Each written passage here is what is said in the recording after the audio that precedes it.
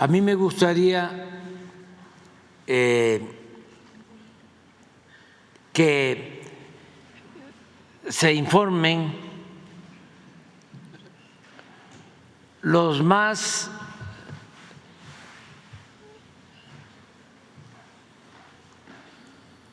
respetados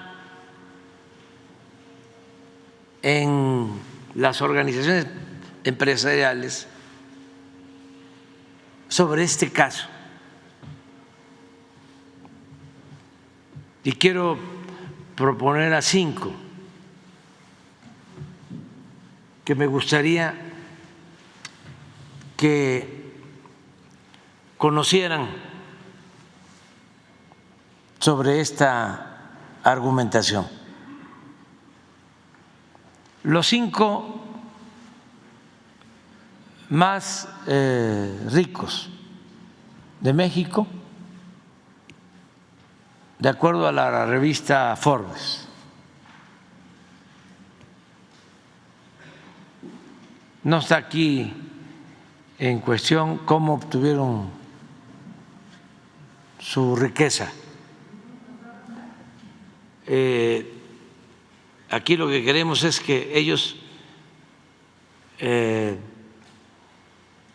son escuchados y respetados, y queremos que ayuden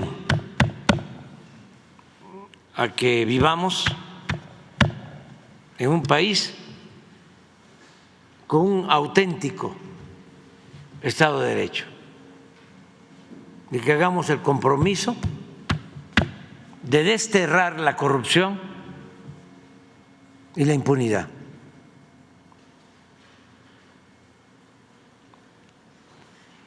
Y que ellos nos den su opinión. No, por el medio que ellos consideren. Sí, vamos a ver la lista. ¿Tienes la lista de los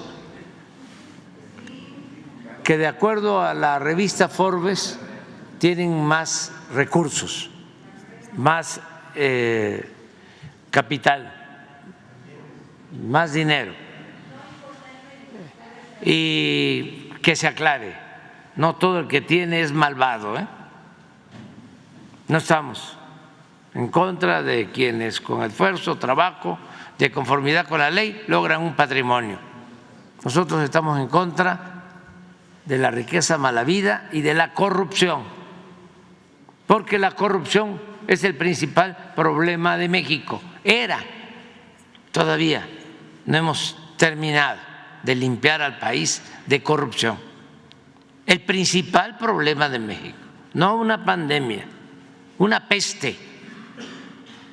Y eso es lo que produjo el atraso y el sufrimiento de millones de mexicanos, la corrupción. Y este es un caso emblemático, muy importante, porque durante todo el periodo neoliberal, durante la aplicación de toda la política de pillaje, se aprobaron reformas a la Constitución, todas en contra del pueblo de México, para legalizar el saqueo de los bienes de México y de su pueblo. En 36 años en el Poder Legislativo no se aprobó una sola reforma en beneficio del pueblo, todas para favorecer a una minoría rapaz, a traficantes de influencia, a políticos corruptos. Y ahora que se quiere hacer una reforma a la Constitución, pensando en que se imparta justicia a todos, resulta que se oponen, pero no solo los legisladores, sino se oponen los de las organizaciones económicas, financieras, y no quiero generalizar, porque no aceptaría, sería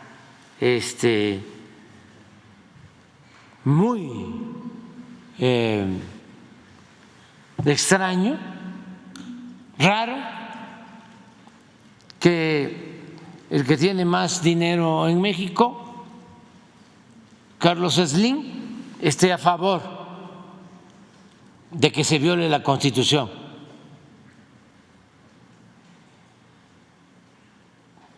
Pero quiero su opinión, porque ya nada de simulaciones, de que se tienen las organizaciones empresariales como un parapeto y nada más es la formalidad. Entonces, Carlos Slim, quiero su opinión, no al presidente, al pueblo de México.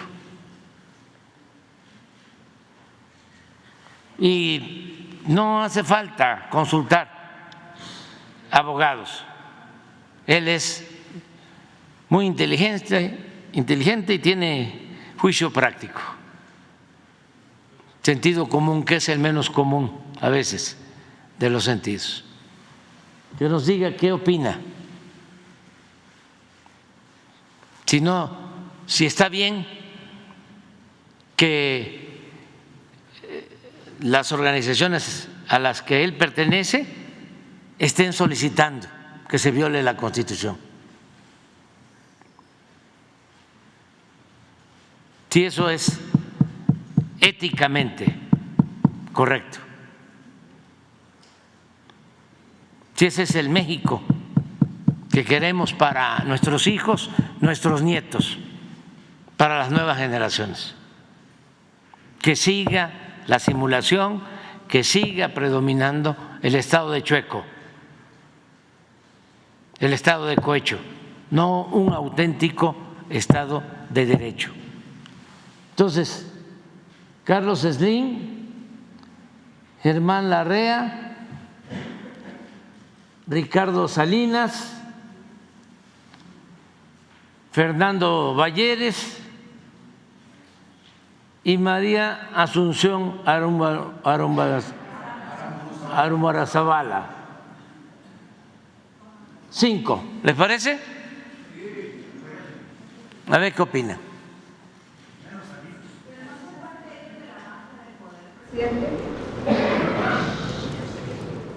Vamos a ver su opinión de los 5. Y que ya no se esté presionando a los del Consejo del INE ni a los magistrados del tribunal, porque tampoco estoy hablando al tanteo. También está en contra de la llamada sobre representación. Nada más hasta aquí quedamos. Ya mañana nos falta tiempo. Mañana hablamos, pero nada más hasta ahí. ¿Les parece bien así? Porque este diálogo circular. Nada más opinión. Su opinión. Si cree que hay sobrerepresentación, ¿sí? Y que si se debe de interpretar de manera distinta la Constitución. Eso es todo.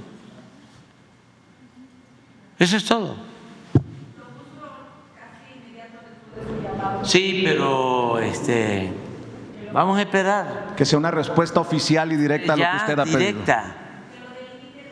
Sí, muy. O sea, yo se lo estoy pidiendo de manera respetuosa. O sea, a ver, y no me doy, sí, por atendido. O sea, quiero una respuesta, además, con todo el derecho también a decir no quiero opinar o no tengo por qué dar a conocer lo que pienso y se respeta, pero ya no andemos, ¿sí?, por las ramas, directo, porque está muy claro lo que se expuso, es muy claro. Y también estamos hablando de 5, ¿no? Pero si hay otros que quieran, pero estamos hablando de los más representativos, aunque todos tenemos los mismos derechos, pero yo creo que esto es muy importante porque el Consejo Coordinador Empresarial, la Asociación Negocios Mexicanos. ¿Cómo se llama? Consejo Mexicano de Negocios, ¿sí?, pues tienen sus consejeros y hay consejeros más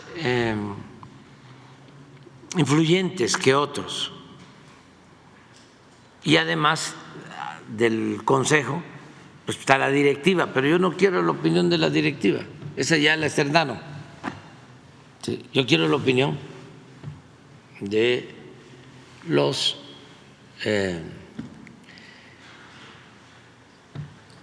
más representativos en términos económicos, materiales. Vamos a ver qué pasa. Bueno, el presidente ya hizo una introducción bastante clara de la importancia tanto de la reforma judicial como del falso debate que se ha venido dando alrededor de la supuesta sobrerepresentación. Pero es importante porque, como sabemos, esta reforma fue presentada por el presidente el 5 de febrero y se está discutiendo hoy en el Congreso. Entonces vamos a hacer un recuento de ¿qué significa esta reforma? Entonces hay 4 elementos principales. El primero y quizá el más importante es el método democrático para elegir a ministros, magistrados y jueces, que todos podamos votar por jueces, magistrados y ministros. Número 2, la creación de un órgano que vigile la actuación de los juzgadores. Número 3, que exista evaluación del desempeño de los juzgadores. Y número 4, y importantísimo, todo lo que tiene que ver con la austeridad y la transparencia, que sabemos es un faltante en el Poder Judicial. Adelante. Respecto al primer tema, la elección popular de ministros, magistrados y jueces. ¿Qué tenemos actualmente? Ponemos antes porque es antes de la reforma, en realidad es lo que sucede hoy en día. Hoy en día los ministros son propuestos por el presidente y son elegidos por o seleccionados por el Senado de la República. En el caso de los jueces y los magistrados, estos son seleccionados mediante un proceso cerrado de los que hacen carrera judicial, o sea, los que pertenecen al Poder Judicial, y dirigidos por el personal del Poder Judicial. Así se eligen actualmente a los jueces, magistrados y ministros. ¿Qué propone la reforma? Primer elemento, que todos los cargos se elijan por el voto personal libre, directo y secreto de toda la ciudadanía, de todas y todos nosotros.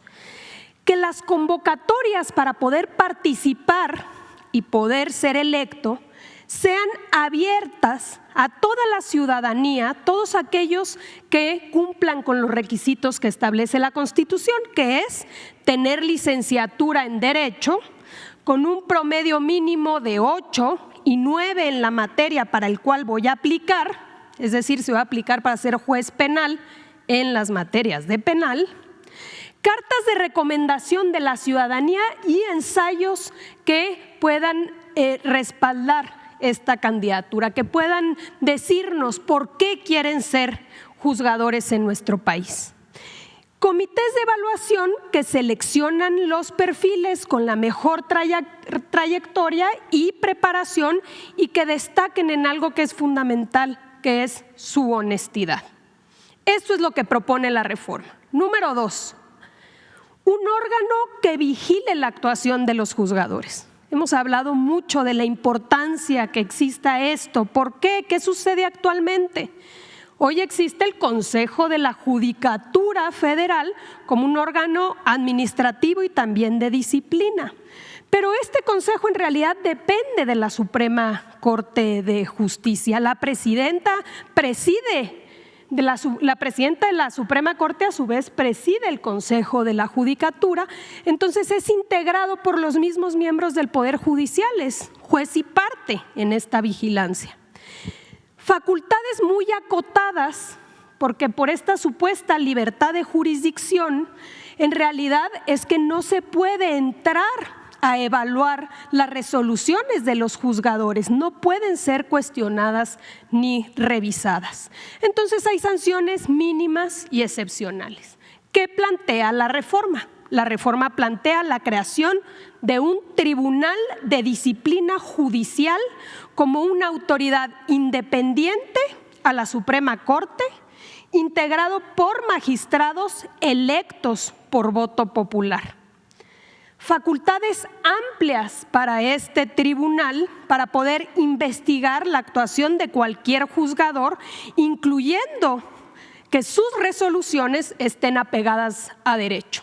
Va a recibir quejas de la ciudadanía, quejas de posible corrupción, quejas de parcialidad y va a evaluar y investigar a los juzgadores y puede sancionar, incluyendo la sustitución, la suspensión o la destitución cuando se demuestren fallas graves. Adelante.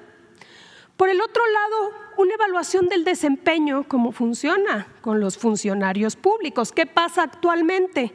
Una vez ratificados, los jueces y magistrados son inamovibles hasta su jubilación o su muerte.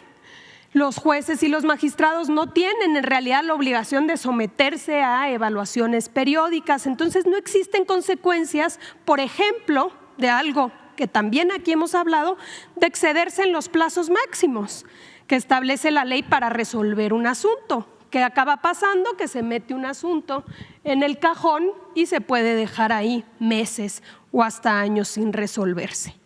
¿Qué se está planteando actualmente? De entrada, que cada 9 años los jueces y los magistrados vuelvan a la boleta. El pueblo de México nuevamente va a decidir si han desempeñado bien su trabajo y por ello si los ratifica o no mediante el voto popular. Los jueces y magistrados electos van a ser evaluados durante su primer año en su encargo y si se detecta que hay alguna problemática pueden ser suspendidos o destituidos. Y finalmente, algo muy importante, la obligación de dar aviso y justificar demoras procesales, pero el Tribunal de Disciplina puede detectar que hubo o que está habiendo dilación en la resolución de un proceso y sancionar a estos juzgadores. Adelante. Y finalmente, un elemento también importantísimo. Actualmente, a pesar de que la Constitución dice que nadie puede ganar más que el presidente, sabemos que las ministras y los ministros ganan sueldos elevadísimos por encima de lo que establece la Constitución y por encima, por supuesto, de lo que gana el presidente. Los ministros también reciben una pensión vitalicia y finalmente existen estos famosos fideicomisos y fondos que han sido utilizados de manera discrecional. En ese sentido, la reforma al Poder Judicial nuevamente, de manera clara para que no haya ningún tipo de interpretación, establece que el sueldo máximo es la remuneración del presidente. Nadie del Poder Judicial puede ganar más que el presidente. Se eliminan los haberes de retiro y los privilegios al concluirse los cargos y se eliminan los fideicomisos. Estos deberán reintegrarse a la hacienda pública y, por cierto, también la reforma establece que parte de estos fideicomisos serán los que van a ayudar a implementar la reforma, es decir, la elección que habremos de vivir si esto se aprueba. Adelante. Finalmente, ¿cómo será ese proceso electoral si esta reforma se aprueba? La renovación a los cargos al Poder Judicial será en 2 etapas. Se ha escuchado y ustedes saben que ha habido una serie de foros y una de las demandas era que fuera progresivo. Bueno, la propuesta es que sea en 2 etapas. La primera etapa, la primera elección será el 1 de junio del próximo año, 1 de junio de 2025, y lo que establece la propuesta es que se elija a toda la Suprema Corte de Justicia de la Nación, a todo el Tribunal de Disciplina, este nuevo tribunal, sus miembros, a las 2 vacantes del Tribunal Electoral y a la mitad de jueces y la mitad de magistradas y magistrados. Los comités de evaluación van a verificar, es decir, la ciudadanía se va a inscribir, cada poder va a tener su comité evaluador y una vez que identifique que se pasa con, digamos, se tiene todos los requisitos, los aspirantes van a hacer una selección y luego va a haber una insaculación, una tómbola, digamos, y ahí se van a salir 3 candidatos por cargo para ministros, magistrados electorales y tribunales de disciplina y 2 para el caso de magistrados y jueces. Adelante. Una vez que haya esta selección, viene el gran día, que es la elección popular. Todos vamos a salir a las urnas y vamos a votar por los jueces, los magistrados y los ministros.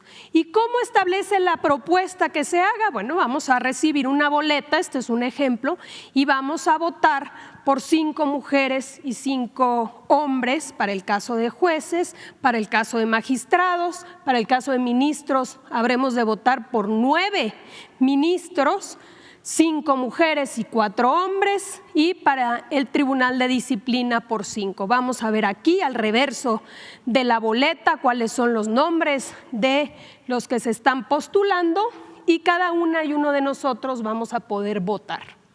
Adelante. El INE será el responsable de organizar, de supervisar y de fiscalizar la elección. Va a haber un periodo, según la propuesta, de 2 meses de campaña, donde no se permite el financiamiento público ni privado, pero sí va a haber tiempos en radio y televisión y va a haber debates para que la ciudadanía pueda conocer quiénes son los que se están postulando para ser nuestros jueces, magistrados y ministros y quiénes van a resultar electos, quienes obtengan más número de votos. Ocuparán los cargos las personas más votadas, alternando la asignación entre hombres y mujeres para garantizar la paridad. Vamos a tener, de aprobarse esta reforma, un poder judicial paritario, mitad mujeres y mitad hombres. En caso de la ausencia de alguno de estos, por prelación va a ocupar quien haya obtenido más votos y finalmente la segunda elección, la segunda mitad de jueces y magistrados habrán de votarse en la elección intermedia de 2023. Entonces va a ser en 2 etapas, la primera el próximo año, 1 de junio, y la segunda para concluir con la renovación de todo el Poder Judicial en 2027 para el resto de magistrados y ministros. Quiere decir que es poner el elemento fundamental de un proceso democrático de elección de la ciudadanía para elegir al Poder Judicial. Sí, hay algo que pienso debe de tener la reforma que se nos fue, una especie de protección para jueces que tienen que resolver sobre delincuencia organizada, o sea, ¿cómo protegerlos? ¿Jueces anónimos? Sí, un mecanismo en donde resuelvan autoridades sin que se conozca. Sí, pero buscar una forma que se pueda hacer, porque muchos están sometidos a amenazas, a presiones. Es lo que nos sucede también eso con las policías. Entonces, si son policías municipales, están más expuestos porque conocen a sus familiares, ahí están. Policía estatal también. En cambio, por eso es importante, entre otras cosas, la Guardia Nacional y Marina y Defensa, las Fuerzas Armadas, porque hay menos conocimiento y van cambiando. En cambio, el policía municipal está ahí y ahí están sus familiares y los identifican y los amenazan. Y el caso de los jueces que tienen que decidir sobre estas cosas, también hay que buscar un mecanismo de protección. Ahora bien, para que esta reforma sea una realidad, todos sabemos que estamos hablando de una reforma constitucional, nuestra Carta Magna. Necesita haber una mayoría calificada de 2/3 partes. Y aquí viene el segundo falso debate, porque es obvio que tanto las cúpulas empresariales como partidos de oposición, como incluso muchos de los miembros del Poder Judicial, no quieren que suceda esta reforma. Entonces han venido generando una campaña y una manipulación de información respecto a una supuesta sobrerepresentación. ¿Por qué? Porque no quieren que haya una mayoría calificada en el Congreso que pueda aprobar la reforma al Poder Judicial. Entonces vamos ahora, adelante, a recordar qué dice nuestra Constitución respecto a la sobrerepresentación, que esto también ya lo hemos dicho en anteriores ocasiones. Esto es textual de la Constitución, no es interpretación, es textual. El artículo 54 de la Constitución, que regula la sobrerepresentación, que regula que ningún partido esté sobrerepresentado, establece 2 reglas importantísimas. La primera regla para que un partido no esté sobrerepresentado es que ningún partido político, y así dice la Constitución, ningún partido político podrá contar con más de 300 diputados por ambos principios, por mayoría y por representación proporcional, lo que hemos llamado plurinominales. No puede haber más de 300 diputados sumados, el de mayoría y el de representación proporcional. Y la segunda regla es que en ningún caso un partido político podrá contar con un número de diputados por ambos principios que representen un porcentaje del total de la Cámara que exceda en 8 puntos al porcentaje que obtuvo en las urnas a su votación, ¿no? La votación total emitida por un partido político más 8 puntos es el límite máximo que puedes tener en la Cámara de Diputados, no más. Si tienes más, estás sobrerepresentado. Esas son las 2 reglas que establece nuestra Constitución desde hace tiempo. Ahora bien, apenas ayer la presidenta electa y Citlali hablaban de este tema de manera sumamente clara, lo vamos a recordar porque también es muy importante saberlo. La Constitución tiene pasos muy claros de cómo deben distribuirse los diputados plurinominales en nuestro país.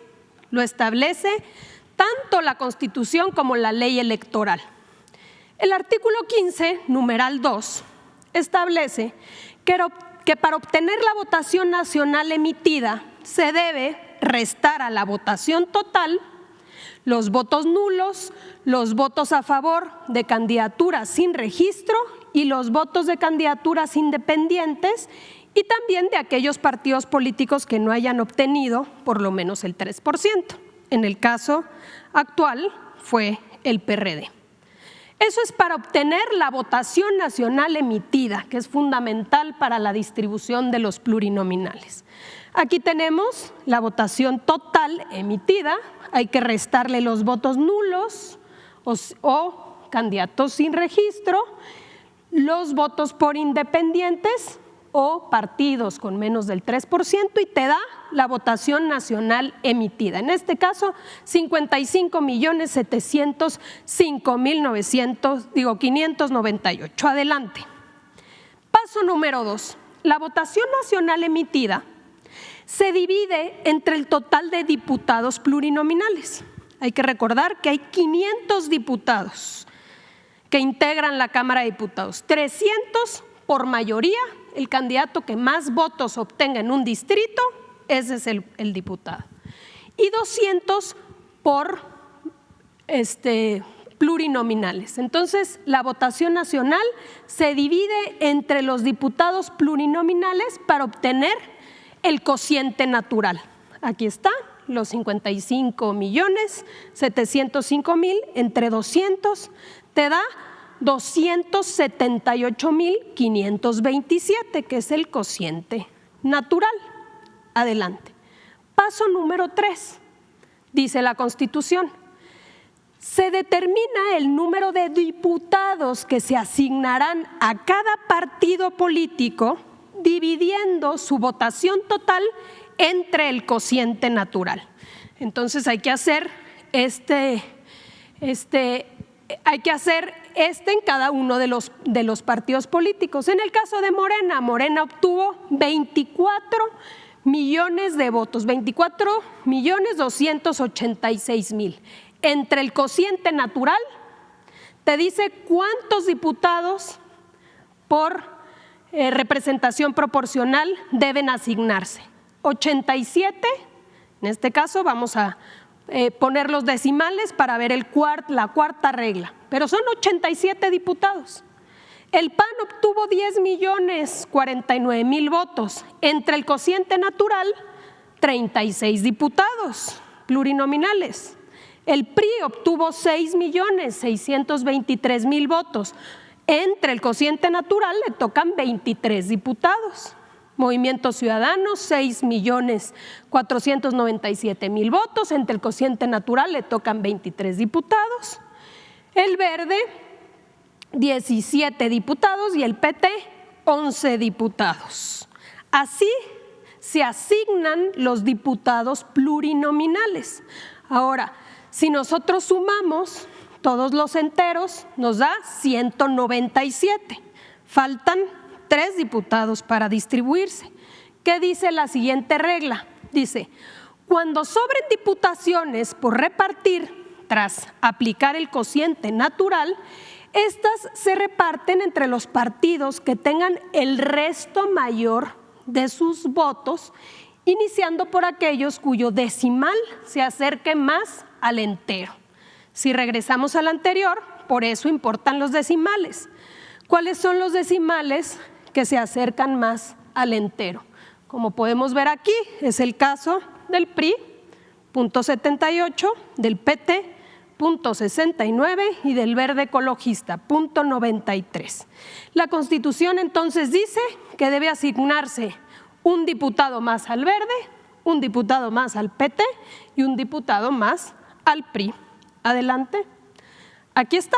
Ahora sí, si sumamos los 197 más estos 3, te dan los 200 diputados plurinominales. Adelante. Finalmente llegamos a esta tabla que hemos mostrado en anteriores ocasiones. Aquí están los diputados que se ganaron por mayoría. Y estos son los de representación proporcional, los plurinominales que acabamos de ver. Y aquí están las 2 reglas básicas de la Constitución para que nadie esté sobrerepresentado. Iniciamos con el caso de Morena, fíjense bien. Morena obtuvo o ganó por mayoría 161 distritos, o sea, 161 diputados. Y como ya vimos, según la Constitución, le tocan 87 plurinominales. La primera pregunta, hay que sumar estos dos, te da 248. Primera pregunta, 248 rebasa los 300 como límite máximo que establece la Constitución. No. Segunda pregunta, que es la segunda regla, la votación total emitida por partido más 8 puntos como límite máximo de curules. Aquí vemos que si sumamos estos dos, los 248, te da 49.6. ¿Cuál fue la votación nacional emitida? 43.59. 43 más 11 te da 51. Quiere decir que no se exceden los 8 puntos, porque representaría 49.6%. Ninguna de estas dos reglas se violenta con esta distribución, pero todavía vamos más allá. Adelante.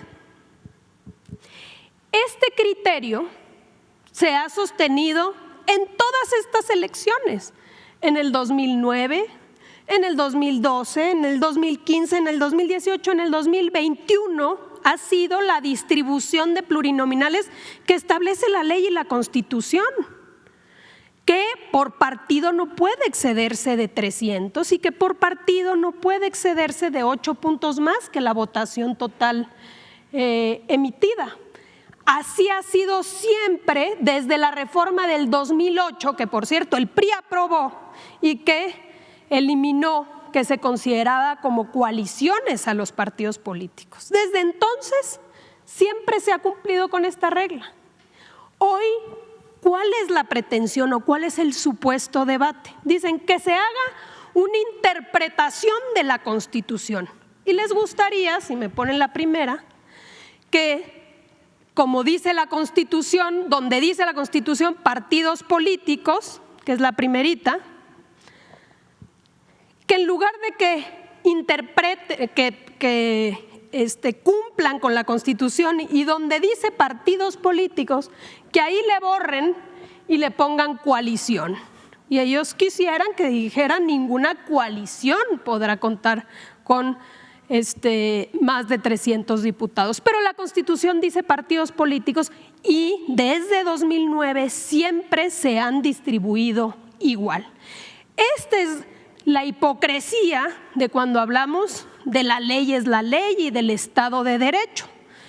Esto se va a definir próximamente y por supuesto lo que debe suceder es que se aplique la ley y la Constitución, a menos de que exista una reforma y que si la decisión del pueblo de México fue dar una mayoría calificada para poder reformar nuestro poder judicial, que se respete la voluntad popular.